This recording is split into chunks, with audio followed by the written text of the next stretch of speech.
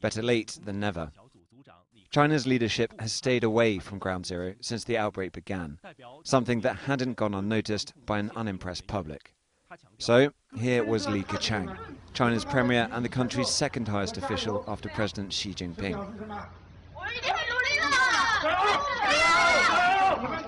State media was making up for lost time, faithfully documenting Mr. Li's extensive well-wishing tour.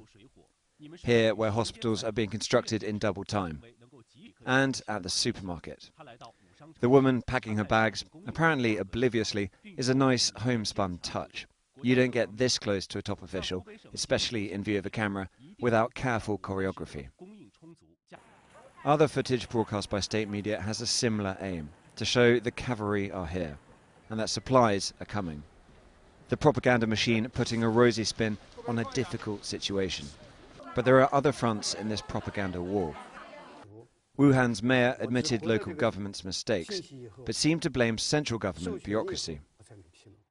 As a local official, I could only disclose the information after being authorised. A lot of people didn't understand this. While officials busy themselves shaping the narrative, the situation in Wuhan is still desperate. 9 million people effectively quarantined in what is now a ghost town, as the number of coronavirus cases and deaths continue to rise.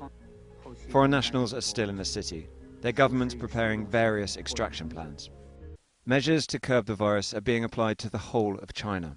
Screening checks like this one here in Beijing are becoming more common all across China. The worry, though, is that people might be able to transmit this disease before they have symptoms, meaning a lot of this would be useless.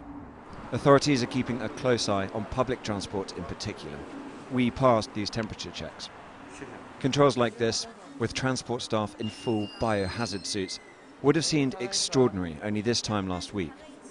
They are already part of normal life in the epidemic. Tom Cheshire, Sky News, Beijing.